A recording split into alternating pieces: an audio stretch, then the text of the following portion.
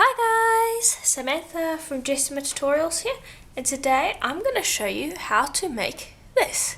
And now we're going to be creating earrings, but you can also create a keychain as shown here. So you can see how that looks.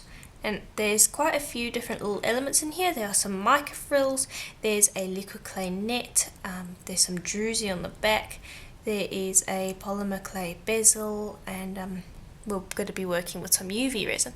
So let's get started. So what you're going to need to start is to create that liquid clay net. So what you're going to need is a tile, a few of them, small ceramic tiles that can fit into your oven easily, and this is what we're going to work on. So I've got this one, and just make sure that it's clean. And then you're going to want some translucent liquid clay. Let me just bring you forward a little bit. There. And now I've tested this technique and I've found that Sculpey, let's see, let me show you that brand. Here we are. Liquid Sculpey Translucent is the best brand for this. The other ones don't really work all that well. I'm going to show you a way to make a net without using the technique that I'm about to show you, but if you want to do the technique that I'm about to show you, use this brand. This one works the best and it really is the only one that works very well. So you're going to take that, and we want a fairly large net, so you can spray a bit out, and then you want to spread this as thin as you can get it without it having holes in it. So I want to be able to cut out two from this, so I'm going to spread it nice and thin, and it doesn't need to be strong, so you don't need to worry about it being too thin, and get rid of any little bits that might be in there. And I think I might want to add just a touch more liquid clay around those edges. Spread it out a bit more. Okay, and now if you don't have this brand of liquid clay, don't worry, I'm going to show you something after this that you can use to create a liquid clay net if you don't want to use this technique. So just spread it all out like so, so it's nice and thin. The thinner the better, and then twist it around just to make sure you don't have any gaps. That's quite important. And then just make sure you don't have any little bits or pieces, like I've got a little hair there I want to get out, and that's all. Okay, next step is to grab some water in a spray bottle. Any water will work, just make sure it's in a nice spray bottle. I have it in one of my old isopropyl alcohol ink bottles, and I'm going to spray from the top, and you want to get this in like as few sprays as possible. So I'm going spraying from this end, and then I'm going to spray again on this end. Okay, and let's see, am I happy with that? Maybe one more. Okay, and now I'm trying to see, I'm not sure if you can see this, but here, let me see if I can bring that up to the camera. You're trying to look for little bubbles like over there. I'm not sure if you can see that.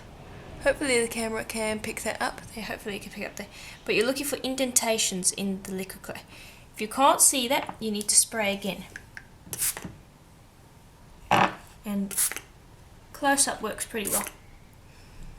Now I'm going to make two versions of this because sometimes it doesn't work, but we use up so little liquid clay that it really doesn't matter too much.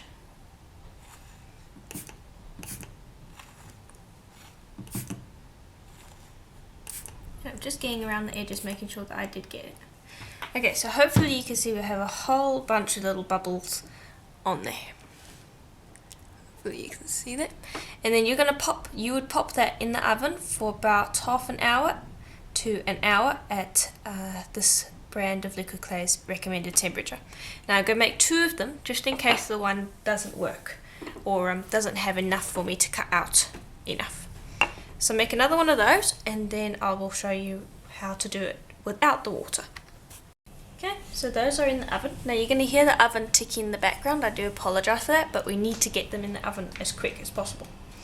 Now the next step is going to require a texture stamp. So you're going to want one where it has raised spots as a pattern, and then kind of indentations that all link together. So hopefully I explained that right. You don't want a reverse of this where all of the spots are the indentations and then you have veins as the top. You want it so that if you peel this off, all of the pieces are going to be connected. So here are two examples of that. I wonder if you can see that there. So this is our second step. So I'm going to make two here. So I'm going to just spread a bit of liquid clay over there, and I think I want it over here. I want to spread this liquid clay over here. And now this is not going to create as delicate a net, but it will work if you don't have that brand of liquid clay. Because that brand of liquid clay is the only one that really works with the water. Okay, then what you want to do is you just want to kind of spread that out into the veins, like so. So hopefully you can see there now that it's highlighted what I'm going for. You want the liquid clay in the veins all connected, and then you want it to kind of have holes on the raised bit of the pattern. And I'm using a credit card, or not, just a card, just to scrape off liquid clay from the surface so that we have nice clean holes, like so. So that's that one, and you would just bake that. And that texture stamp is actually on my Etsy store, Jessima Design, so if you're interested in it, I'll leave a link to it. And yes, you can bake those textures. They're perfectly bakeable. Okay, and this one I am making sure to scrape away any surface liquid clay. And this one you can also bake because it's made out of rubber.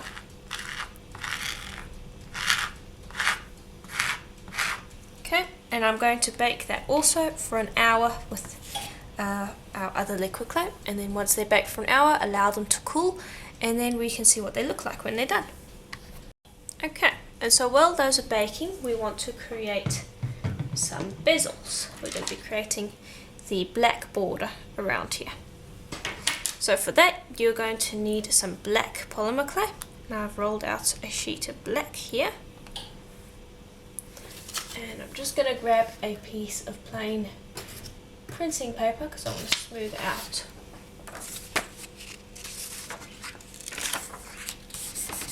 And just use your fingers to just gently smooth over the surface, and this is just going to get rid of fingerprints and things like that, and it'll also stick it firmly down onto your tile.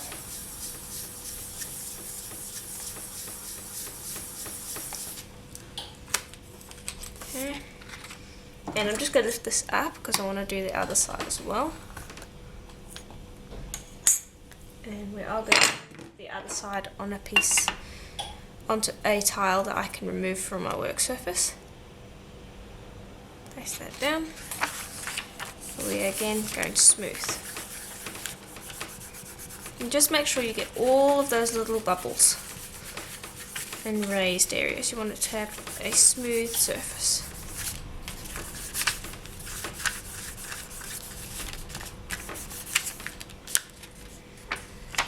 Like so. Okay, and now it's stuck down onto your tile, which is another thing that you want. Now you want cutters, and so I'm going to be using my pebble cutters, and these are the number 2s, and I am using a large and extra large, as you can see here, and I'll show you why in a minute. So we're going to take out the large, and these are the earring ones, so they are reverse. There we are. Okay, so let me move this out the way. We're going to take each of these and find the one that fits inside them. And then just gently press down so that they fit together.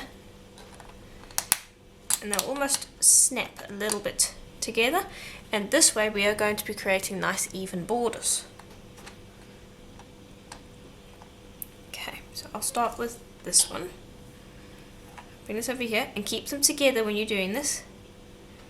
And lay them down where you think would be a good place to put them. And this is why I'm telling you the sizes. I'm using a large and an extra large, and they fit together just right. Okay, then I put them down. Give them a nice firm press, and make sure to press that cutter that is in the middle as well. And my clay has been rolled out on my thickest setting, which is about 2 millimeters thick. And then I'm just going to turn around and I'm going to do this one too. And I'm doing that before I take this out because I can get a little bit of distortion if I cut them separately.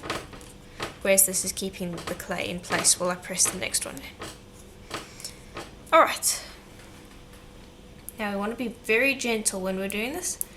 You want to lift straight up. And you can see that's stuck in the cutter. Sometimes it does do that, so you want to be very careful. There we go. And if it lifts out like that, don't worry. Just press it gently back into place. And you can actually use this cutter to help you with that. Just bring the cutter back in and press. Make sure you're not cutting anything out. And that will press it back into place. And then just smooth. Like so.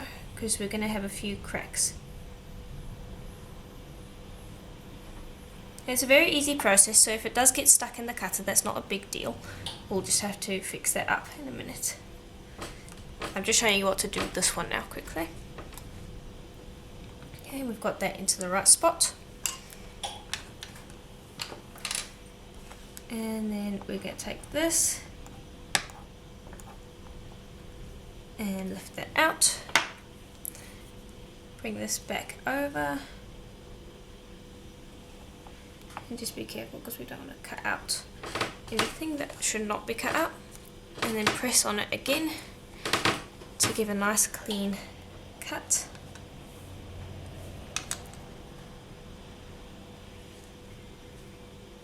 And that one's sitting right as well.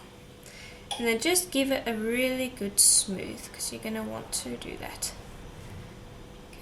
And then I'm going to lift this up. And that should leave us with a border. And now you would repeat with the other side. It would be better if the other side hadn't lifted, but you've got to realize that is going to happen. If it does, just repeat on a different tile. Okay, and then you're going to have these little bits and pieces around the edges because the inside cutter never cuts as well as the outside cutter just because you can't give it the same pressure. Don't worry about those little bits and pieces. They can stay. They're not joined to our bezel. They're separate, so when we pick this up they will come off. Okay, I'm just making that the outside edge is also clean. Then just go with your finger and give it a nice smooth down. Okay, and I'm just going to bring over something to clean up the edges as well. I find that these little rubber tools work really well. They help smooth out any little bits and pieces that might be a problem. So just run it along the edge and it will get rid of any little bits and pieces so that the sanding, if there is any, is very minimal. And this is why having it on a separate tile is also nice because now you can pick it up and make sure you're getting everything.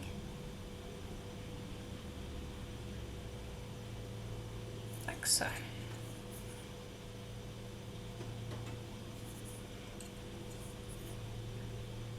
Okay, all smooth. Then you want to do the inside area as well. And don't press too hard, you just need to gently brush along the edge.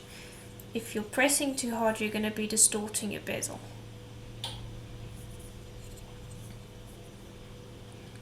And we're going to be doing an open back bezel, and I'm going to be showing you how to do that.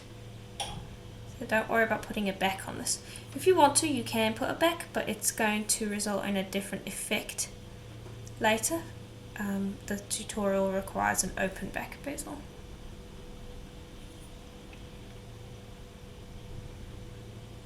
Okay, and there we go. Then just give it a final run over with your finger to get rid of any fingerprints that might be there. And then you would bake that for a full hour at Burroughs recommended temperature. And I'm going to be baking a few of them. I'm going to bake this one and I'm going to bake the opposite side as well. And you just get rid of the inside section like that, but you're going to have to repeat it.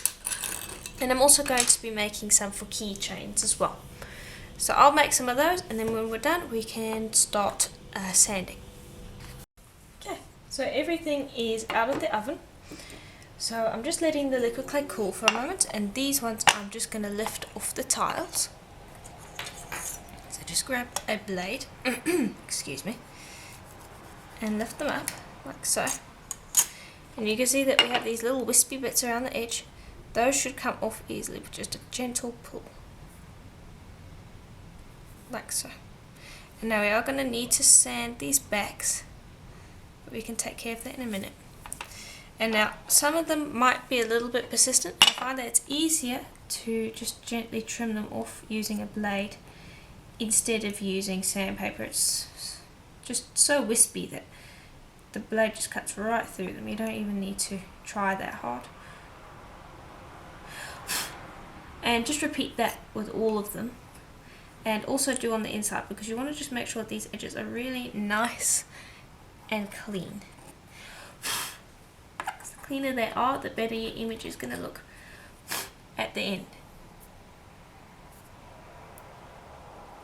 Okay, and I'm just making sure that I got everything. Right. And then you would repeat that with these ones. Okay. Then as for the liquid clay, here are the ones on the tiles. Now I want to show you one where we sprayed too much water. That was what I did in the beginning. So I think I can get that angled. Here we are.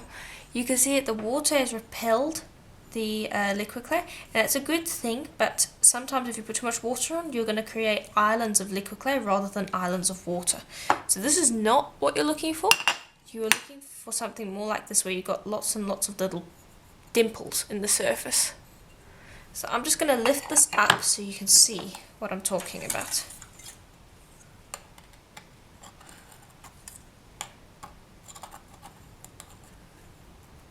Okay, and you can see that they're just little islands that aren't really sticking together, and those aren't really of much use in the technique that in the project that we're using today. But I think the centerpiece over here is a little bit more together. So here, this is more what you're looking for. So just give me a moment to lift that up.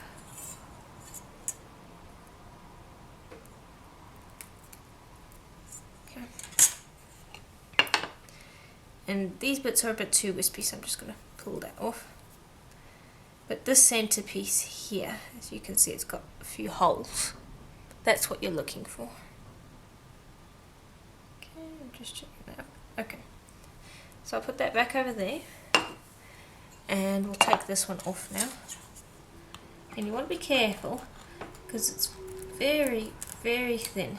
And on top of that, it has holes in it. So it's a very thin piece to work with. So you want to be very careful when working with it. And if you've baked it properly, this is why I bake it for an hour at its recommended temperature instead of half an hour. We want it to be fairly strong when we take it off, because otherwise you can encounter issues. Now just lifted the edges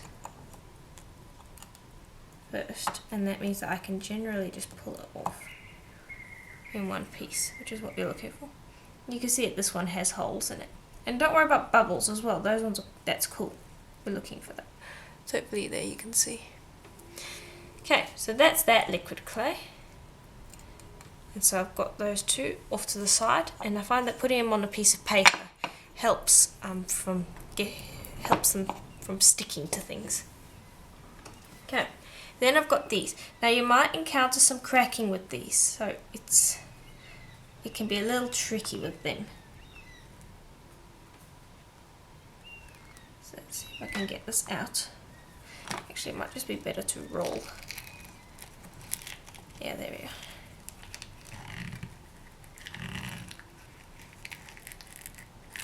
There we go. And you're not going to get all of it, some of it's going to crack, but you should end up with something somewhat like that. And now the holes are not going to be completely clean, but they'll be clean enough for you to use. And so you've got something interesting there. So that's that one. And just, you would spend some more time cleaning out all of these liquid clay bits. They'll come out quite easily. And let's do the same with this one. Take that, and I'm going to roll it. wish it came out with something nice and clean. That one actually came out better. I like this design better. And you can see there are some liquid clay bits, but for the most part it's fine. And now this is still a little delicate, so you want to be careful with it. And if you can, put it back in the oven for a little while. But again, it's something else that you can use. And it actually would create a really interesting bracelet if you did something interesting with that. But anyway, if you don't have the right liquid clay, you can always do that to create interesting little nets. Okay, so I'm just going to go and tidy all of these up, and then we can move on to the next step. Okay, so the next step after having trimmed those bezels is to colour our liquid clay. So I'm just going to pop that down, like so. And you can't see it right now, but that's fine. And then I want you to get an alcohol ink dabber, and this one I'm going to be doing in blues and greens. And I'm going to be using this, and it's already used pad, but that's okay because it's got the same colours as what I want to use. I'm going to be using Rainforest Green, Baja Blue, and Sapphire Blue. So I'm just going to open those away from my project because they drop flecks and you don't want that on your piece, so open them far away because they drop a lot. Alright, then just spread it out like so.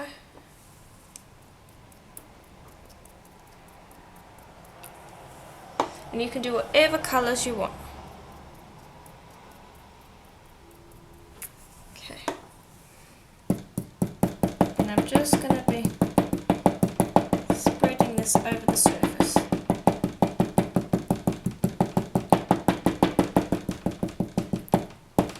And make sure you get everywhere.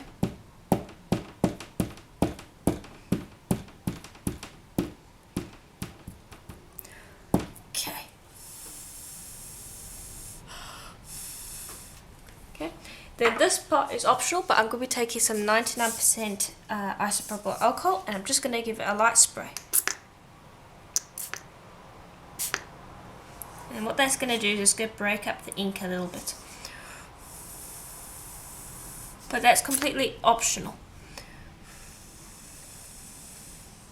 Okay, then what I like to do is I just like to take a heat gun. Again, this is optional if you don't like waiting for things to dry. And I'm just going to heat it.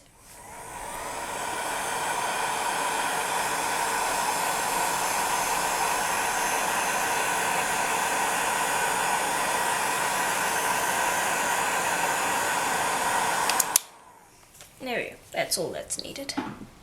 I'm just going to lift up this one corner. Just still being very careful because this is very fragile. There we go. And now hopefully you can see all of those holes. Let me just clean this up for you. Now you can see what that looks like. Quite a few little holes in there. So that's what we are aiming for. So that's that one, and I'm going to colour this one the same. So I'll do that very quickly. I'm just going to lay that out. I want to try and get it flat.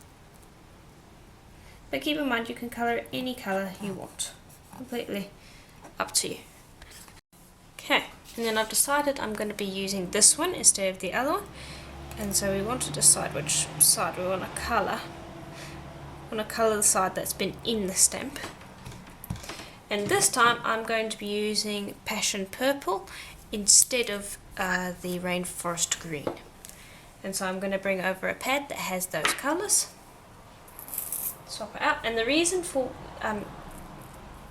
I'm just reusing ones, but the reason you don't want to be just using any random one is because when you put alcohol ink on a pad that already has alcohol ink on it, it brings that old alcohol ink back to life, and so those colours will rub off. So if you say use blue alcohol ink on a pad that already had red alcohol ink, you would get red alcohol ink. on your project. And you might want that, but I don't. Okay, just dabbing that around, making sure I get a good cover.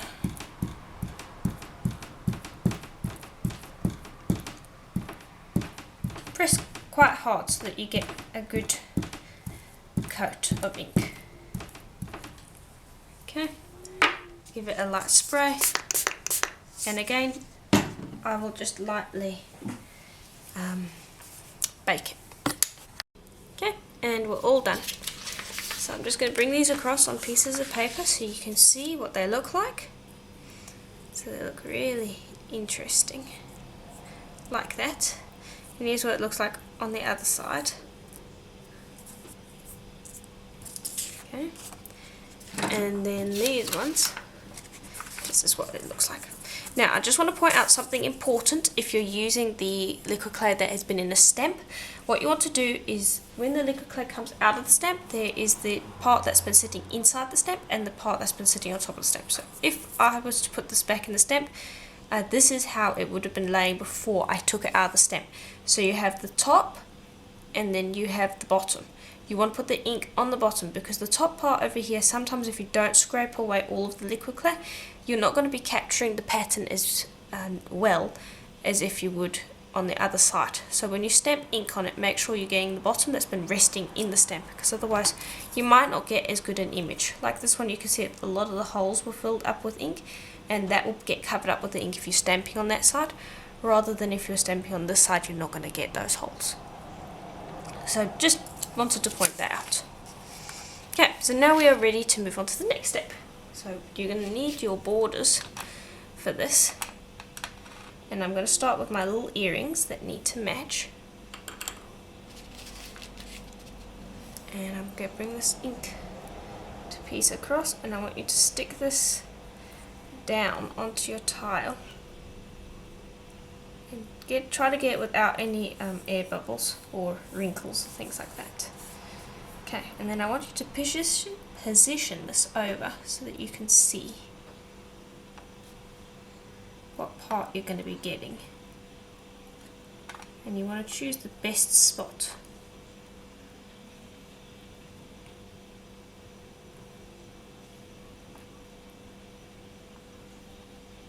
Okay, and I'm quite happy with that. Then just press down fairly firmly so it sticks somewhat. And let's see, where did I put it? Here we go. Grab a pen.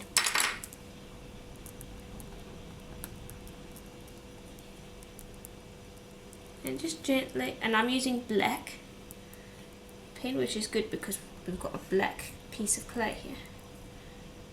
Whereas if it was white, I'll probably use pencil so that I can rub it out. But the pen's okay because we're not really going to be able to see it on the clay if I get any on. And we're just going to trace around so that we can cut this liquid clay out. And I'm going to lift that up.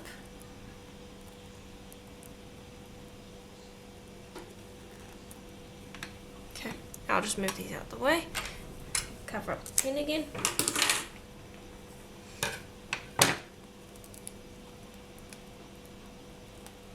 Lift that up. And then the first step is to trim between the two. Just cut that line and then just trim away the rest, and I'm going to pop this large piece to the side because it'll be more clumsy to work with. Okay, and now depending on how good you are, you can either use scissors to cut them out or you can use a craft knife. I'm choosing to use a craft knife because it's not nearly as fiddly. Grab your clay, stick it down onto your ceramic tile so that it's stuck properly, and it should cut out pretty easily with a craft knife. You might need to coax it along a little bit, but it should do okay. And you want to be cutting inside the line.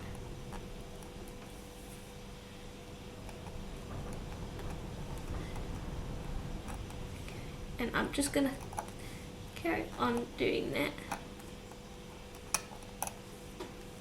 all the way around, and I will repeat with the other one, and then I'm going to show you how to do it with the stamped ones as well. There you go. So it's pretty easy as long as you've got it stuck down pretty well. And it doesn't have to be perfect either, because you don't want a completely perfect edge due to the fact that you want it slightly rippled. There. Okay, get rid of that. That can be used somewhere else. And then just make sure that you get rid of everything. Don't want any little bits left over. Alright, and then you will repeat with the other one.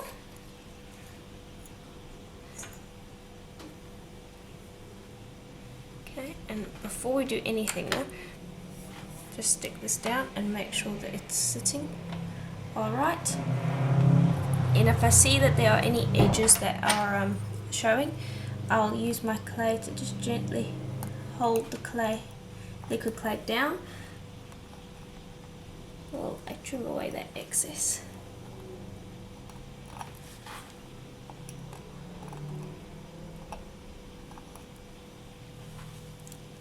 Okay. And then repeat with the other ones. Okay. Get rid of that. And we'll bring over this one now. Stick that one down as well. And again, choose the area that you like.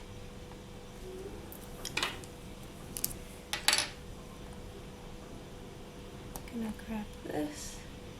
And actually, it might actually be easier with this one since it's a little bit chunkier. Might be easier to just trim it with the blade. You don't have to use the pen if it's not too difficult for you to do it with your blade by just holding your bezel down.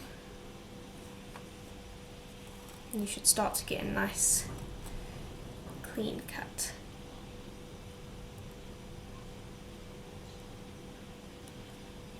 Okay. And then I will trim that one out like so. The trick is to keep your bezel held down. Okay, just quickly clean up that tile. Okay, and so now next what you want to do is just lay this down again. And you can leave it this way if you want, but it's basically sitting just along the edges. So what I would like to do next is just make it smaller, and I'm going to be using a cutter to do that. I'm going to position this cutter right in the middle here. Press down, and I'll trim out that. And then that means that it'll be sitting right inside the bezel. So depending on what you want, if you want it to be sitting at the back of your pendant, or if you want to have it sitting inside the pendant, you're going to need a different strategy. So if you want it sitting inside the pendant, use the cutter that was used to create the inside of your bezel to trim it out. If you want it just sitting along the outside of your bezel, then just use the actual bezel itself. So that's two ways that you could do it. But I would like them to be sitting inside. And that does not have to be perfect, just trim away. Like so.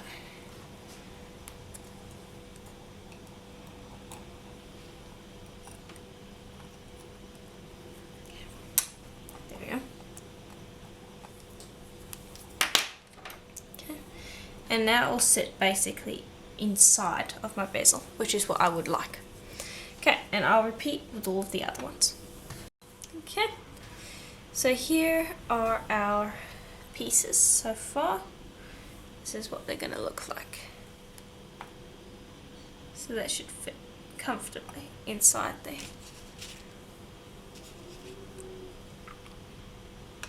Oops. This one's a little thinner, so it's a little bit stickier and difficult to deal with. So here is what that one will look like as well, and I have this trimmed out too. Bring you forward so you can see that. Okay, there we are. So that is what we've got so far. So the next step is going to be to create some little mica frills to go inside our bezels when we start using resin. So let me move these aside. Gotta be careful with them. They're so fragile. There. Okay, so next step is going to be using a microshift. So I'm going to be using this reef bed stamp of mine. I'll provide a link to it, but you just can use any stamp you want. So roll out a bit of silver clay on your thickest setting. Okay. Then I'm just going to spray this with a bit of water.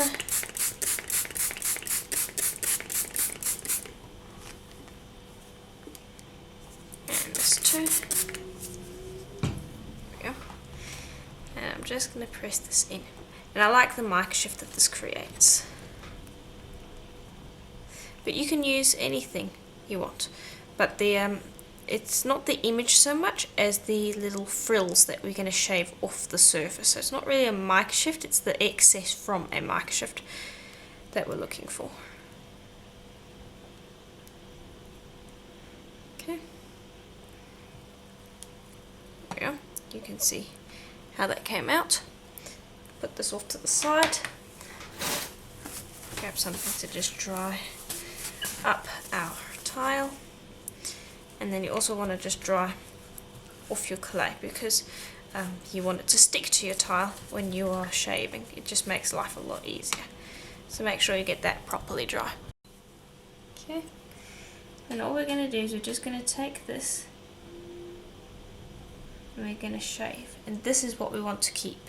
So pop that onto a piece of plain printing paper off to the side, and that will prevent it from sticking to things. And you just want to shave off little pieces like so.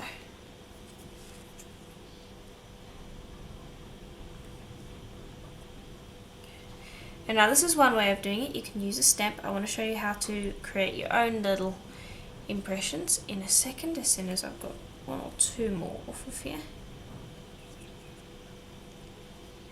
And it uses up so little clay as well, which is nice.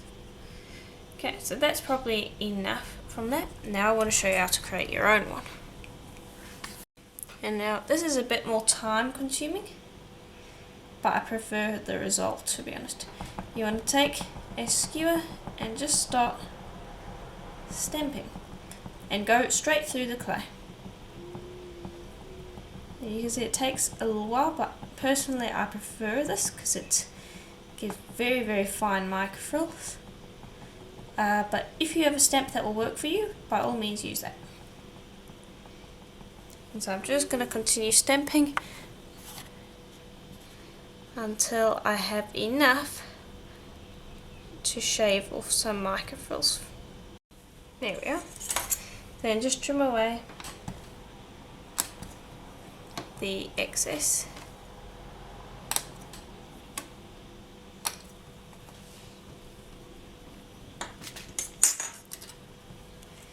And then shave. And you really want to be careful when you're doing this, because you just want that surface level piece. You want a whole bunch of holes to still be shining through. And I think that piece might be a bit big, so if it is a bit big, what I do is I just like to gently rip away pieces like so. And I'll keep all of those, and it gives me a more jagged, ripped edge, which looks more like little seaweed strands to me. Okay, and now each of these pieces, unless you don't like one, if you don't like one, just pop it back into your clay. All of the ones that I like, I am going to put in the oven for half an hour at Primo's recommended temperature to bake. So we want to bake them so that we can pop them into our bezels. And you don't want really big pieces like that, so just rip them. And you can see it creates a completely different sort of effect than the stamp. It's a much more random, organic look. Okay, so I'm going to go pop those in the oven, and then when they're done we can start assembling. Okay, and now I want to move on to the very last step. Well, that is in the oven. We want to give our bezels a very quick sand. So just grab some sanding papers. I've got polishing papers here, and it's the back that you really want to pay attention to. And just take it and gently give it a sand. So we want to get rid of that shine. It actually might be easier to do it like this. And now don't worry, because we're going to be putting resin on the back. You don't have to worry about sanding it perfectly. I probably sand it up to about 1200 grit, whereas usually I sand up to an 8000. But you don't really need to sand it all that high. You just need to get rid of that shininess on the back. So in my case I would sand up to the blue cloth. So it goes green, grey, and then blue. So I'll just show you what that looks like in a second. Okay, and the blue one. And then the front does not really need to be sanded because we're going to coat that in resin. And if you have little bumples on the back, like with this one, don't worry because we are going to be covering that up. It's not going to be making too much of a difference. Then grab some isopropyl alcohol. It doesn't have to be any particular strength. You just want to have some to clean up your back, sides and front, because some clays have a little bit of oil on them, and I find that that can inhibit the resin, and so it can cause a little bit of issues. So I generally like to clean, especially in this case where it's really resin heavy project. Just give it a nice quick wipe.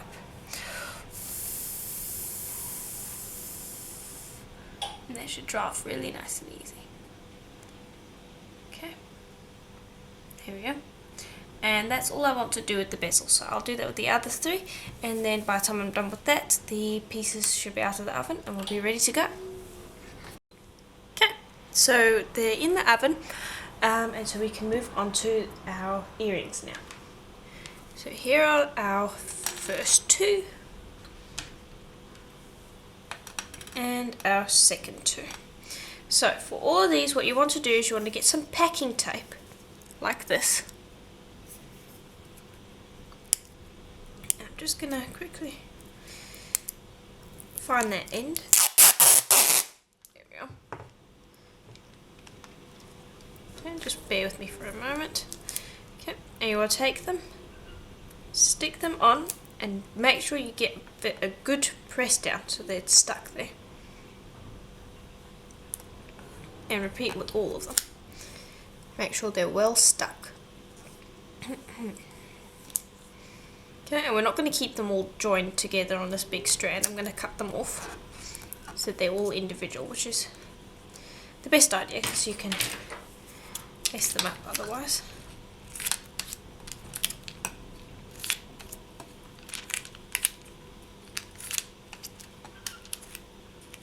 There we go. Put that tape away.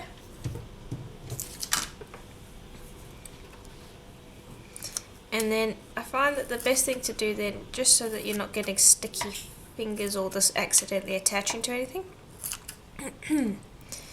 I find that it's best to just kind of remove as much of that tape as you can.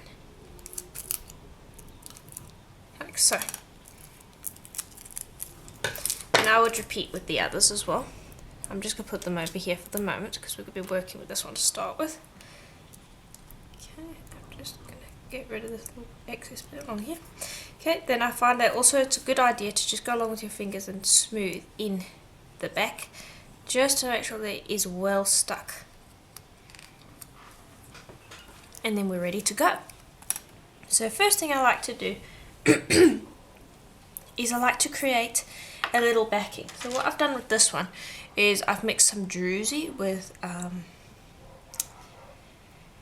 resin, and that is what I want to do here. So I'm going to take a little bit of druzy,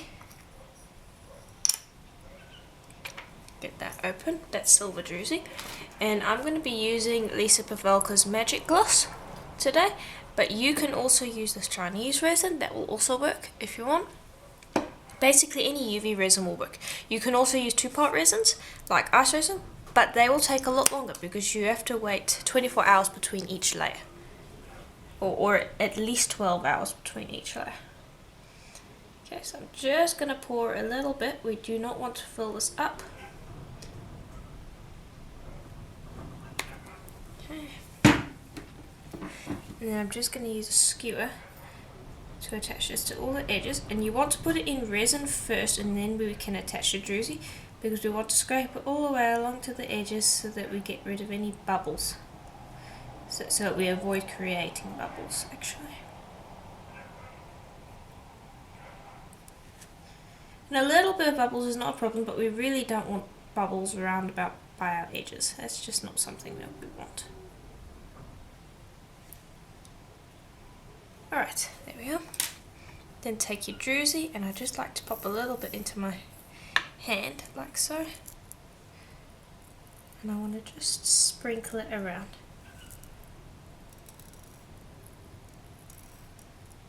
Like so. And this is optional, you can add whatever you want into your bezel.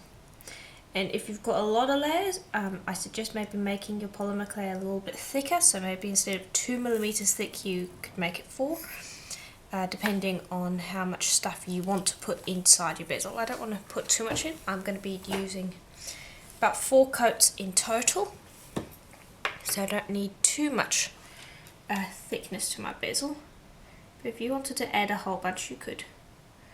Okay, now I'm just going to gently press these around, move them in so that we have a nice even distribution of these druzy flakes. And now I know it's tempting to turn this over and see what it looks like. The best you can do is lift it right up and have a look underneath, but don't be tempted to do anything else other than that because you will tip this out. Okay, and I'm pretty happy with that. And so just check along the edges, make sure you don't have anything along the edges. And then I'm going to pop that into the UV lamp, and that will just stay in there for about 5 minutes, just so that it's a little bit hard, and then we'll move on to the next layer. So I'll just pop on my UV lamp. And the UV lamp is basically a nail lamp where you just cure your nail polish. Okay, and I'm going to also do the same with this one. I'm going to just cut away the tape. Okay, and with this one I'm going to skip the druzy and I'm just going to move straight onto the liquid clay so that I can show you the difference between the two. Okay,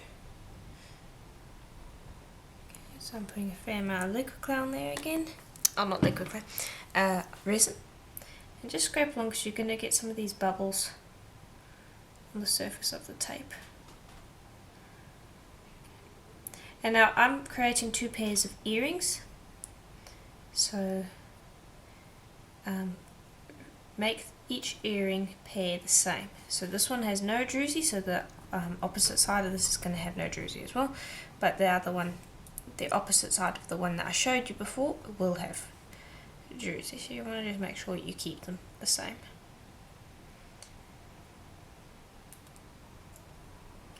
And I don't really worry too much about these bubbles. If you do worry about the bubbles, you can take a butane torch, run it over. I also find that a heat gun works very well, especially if you're working a bezel like this. If you're not working on a bezel, you can send the resin flying, but it works pretty well here. Pop your heat gun on your hottest setting and lowest wind speed.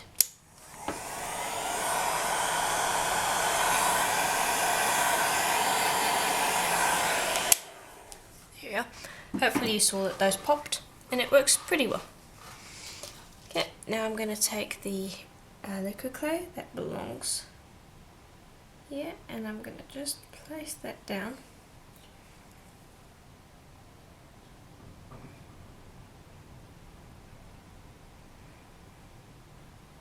Okay, and just get it to squirt up through those holes.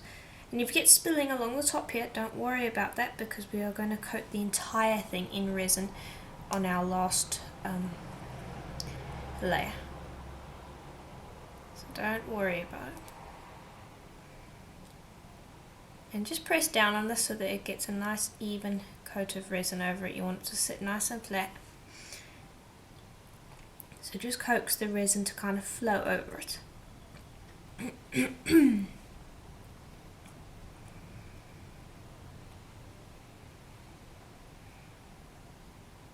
And if you see any bubbles, also try and get those worked out as well.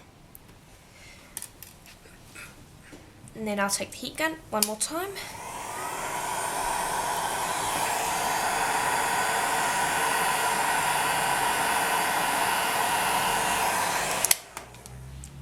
Okay. And that should help.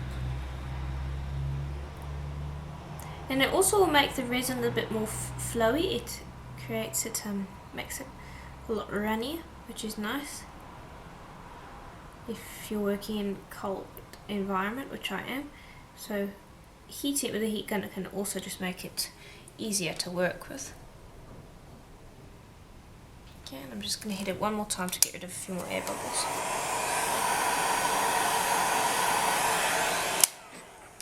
Okay, and that one will go in our UV light. Okay, and by now this one should be just about ready to go for our next layer. So next layer, grab your resin,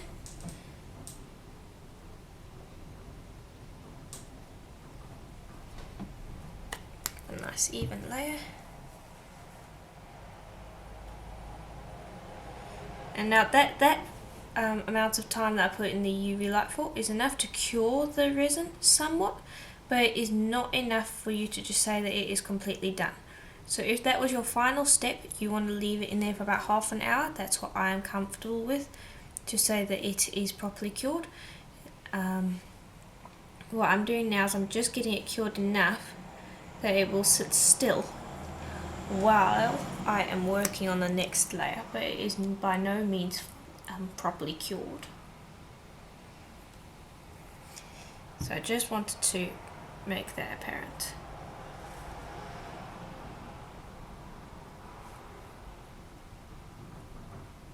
And I'm just dragging it to all edges, making sure we've covered everything. Okay. And then I'll bring over our liquid clay. This is so fiddly. Hold on, I've got it all stuck together. There.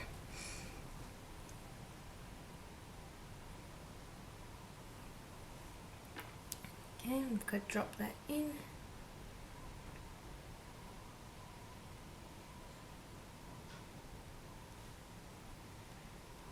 And then just poke at it to get that resin to flow over the top, and then you can reposition it. And again, yes, you're going to get resin coming over the top and onto the sides here. That's perfectly fine. Just fuss with it until you've got a layer of resin coming over the top.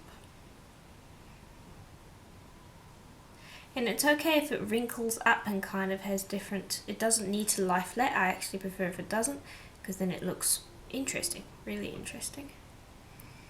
So I prefer to have it kind of a ripply effect.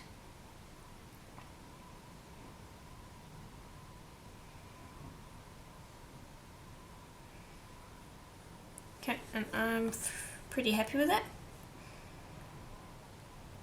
Just check over, make sure that everything looks good. And then that will also go in the UV light. Okay, and I'm going to go and repeat with our other ones. Okay, so I'm just going to bring these out of the oven, well not oven, out of the UV lamp. Here's how they look so far, and I've got the other ones in as well. And you can see that that resin is still soft.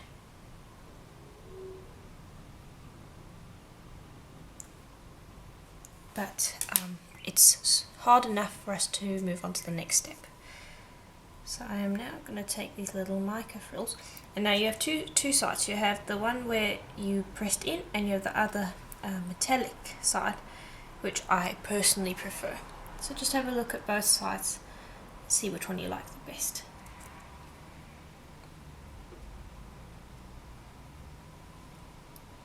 Okay, and just remember to move. And actually, I shouldn't be putting these on just yet. I should put resin on first.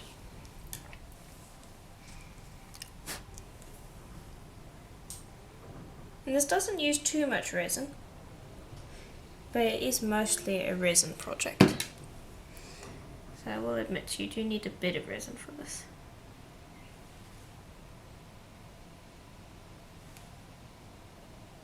Okay, and just spread that out to all the edges.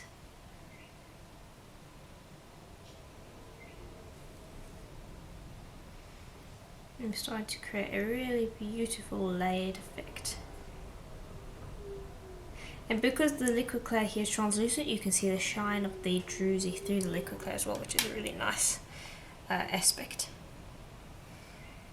Okay, and I'm just going to place these down, and you can move them around a bit once you've placed them down as well, but it's best to know which pieces you want inside before you put it into the resin. Okay, and then I'm just going to press that down.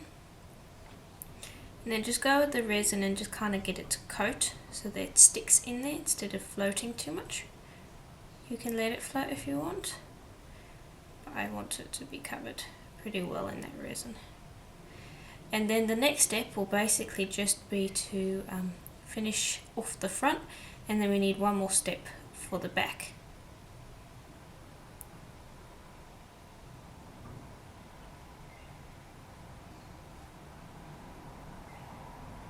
Okay, and then just position this around as you would like it to sit. And then I'm going to pop that back in the UV light. And with this one we're basically going to do the same, but I'm going to be using these.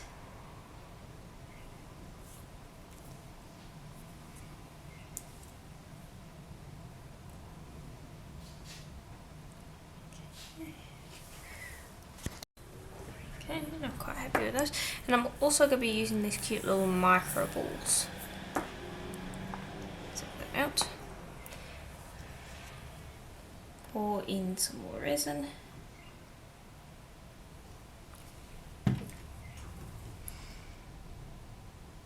And so it's basically a very simple process. You're just popping in resin, putting in whatever elements you want, and then filling it up again.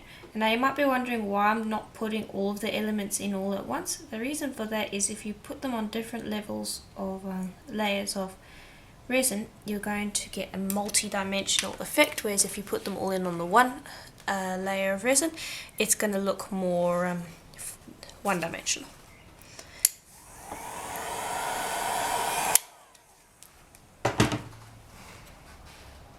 Okay. Put those in. Just going to press them down so that that resin pulls up through those holes.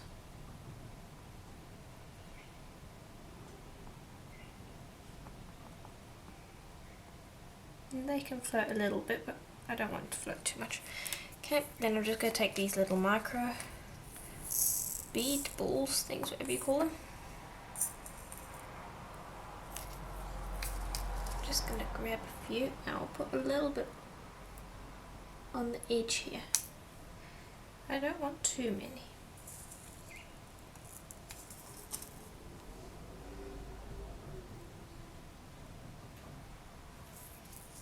And you could position them wherever you want. You could include whatever you wanted in here as well.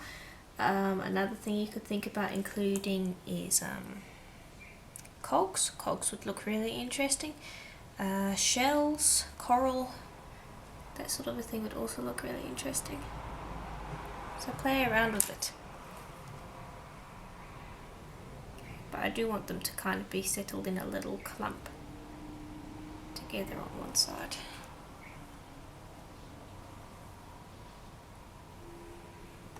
Don't want them spreading all over the place.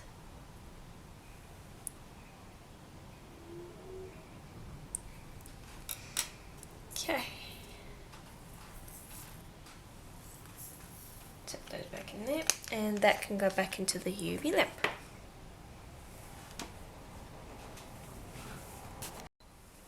Okay, and here is how it looks. So now we're just about ready to finish up.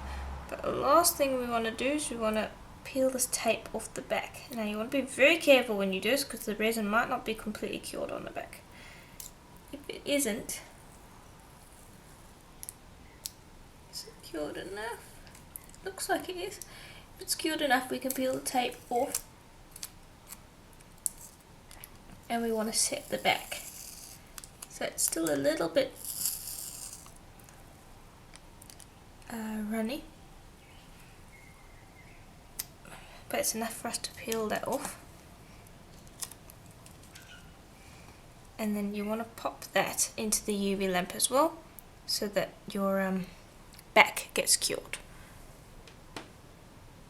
Okay, and let's check this one. Front's cured enough. The back should also be pretty well cured as well. Let's check that. Okay, and it's still got a few runny areas, but we can cure that quickly by popping that into the UV light. Okay, and then after their backs are smooth to the touch, so you don't have any fingerprints coming off, then we can move on to the fronts. Now the fronts might have dulled a little bit, like this one. The front wasn't quite cured completely when I flipped it over to cure the back, but that's fine, don't worry about that. That doesn't actually make any difference. But what we want to do now is we want to move it onto a resin mat. So here's the resin mat. And this means that if we have any spills, it's not going to cause too many problems. Though we don't want to encourage spills, so just try not to pour too much resin. And this is the final coat for the top, and then I want to do a coat for the back too.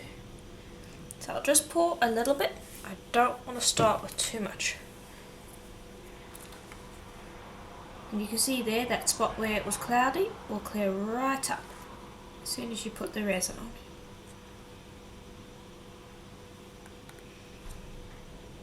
Okay, and I want you to drag it out to the edges, because we want that entire surface to be covered.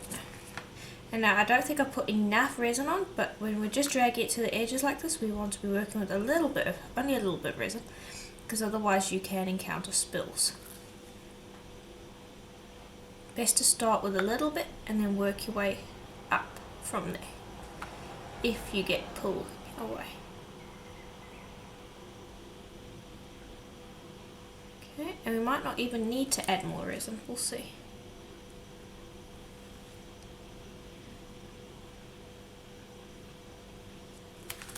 Just go and add it again to all of those edges, and then if you see any areas where it's pulling away, then you're going to need to add more resin. So let me just leave that for just one moment.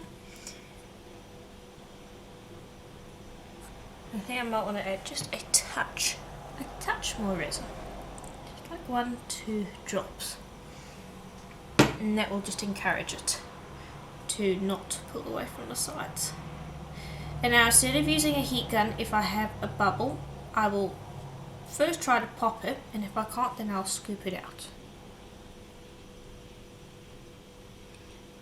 Okay, just making sure that's covering all the sides. Scoop out any bubbles, and then I'm going to pop that into the UV light. And I am basically going to repeat the exact same thing for this one. I'm going to put another final top coat over the top of this like I did before, and I'll repeat with the other 3 earrings. And then when those are finished curing, for about half an hour, we will come over to the back and we will do the same thing, and I'll show you how to do that.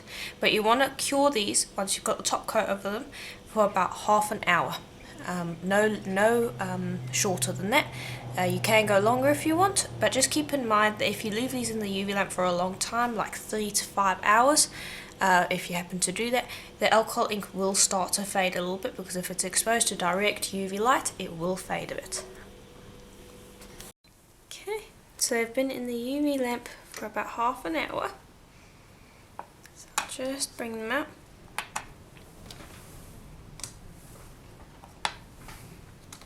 I love how they've turned out, they look really nice.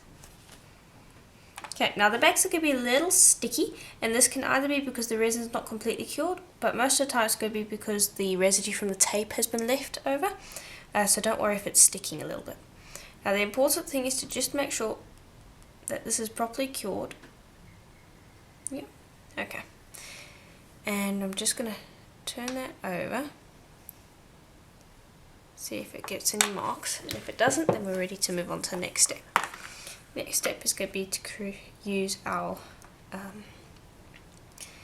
resin mat, and we're just going to turn these the other way around. Now instead of using the magic gloss, I'm going to be using the Chinese resin, and the reason for that mainly is because the magic gloss creates a dome. I really just need something to paint over the surface. I don't really need a dome. Just going to take this, open it up. You can use the magic gloss on the back if you want, but I don't think it's really necessary. Okay, and I'm going to put a fair amount on there.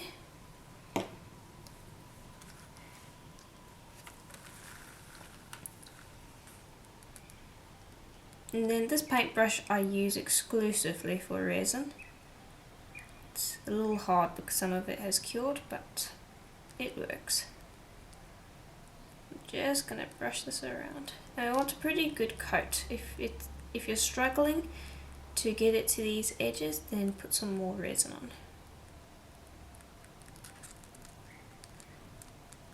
But everything should clear up nicely with this coat.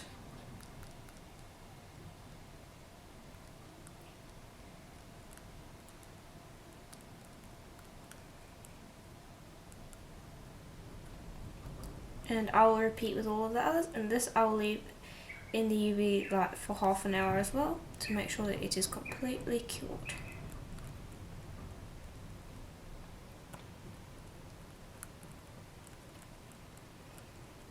Okay, and just make sure you've got a good coat.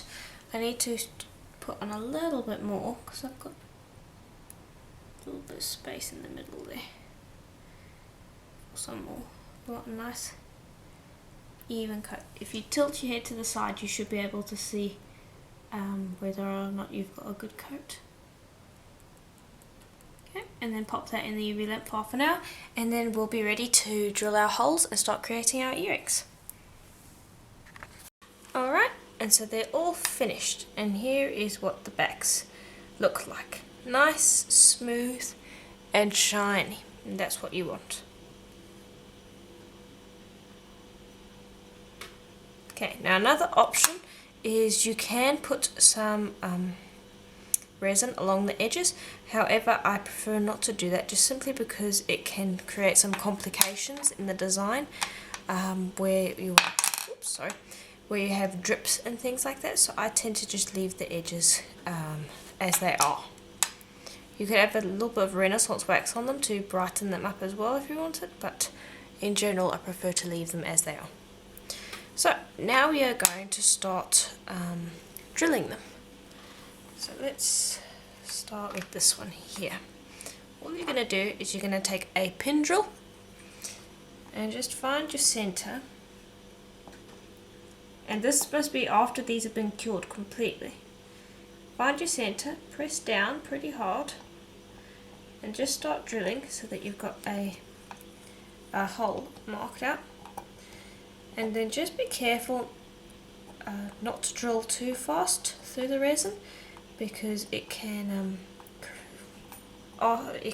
coax the resin to lift up. And then drill through to the other side until you get a little mark like that, and then go through the other side so that your resin doesn't lift up, because the resin will prefer to lift up rather than get drilled through. So you want to drill through the opposite side, like so. And just go slow when you're doing it. Okay, just so you have a nice clean hole, like so. Then repeat with the other ones. Okay, so now when you're done drilling all of them, I want you to take a jump ring, a nice large one that will fit through the hole easily, and two smaller jump rings Actually, that wasn't right. Got the wrong one there. There we go. String them on. And then take that join and just make sure to slip it inside the seam, like so. Then I've got an ear wire, and I'm just going to open up that end. Pop those 2 jump rings on. Close it up. And that's your earring. Easy as anything. Then before you sell it, I would recommend just taking a piece of tissue or just some paper or something light, just to smooth away any oils left over from your fingers, because if you have a look at this now, you can see it's nice, smooth, shiny, no fingerprints. But I press there, you should be able to see there that there is a fingerprint. Can you see there?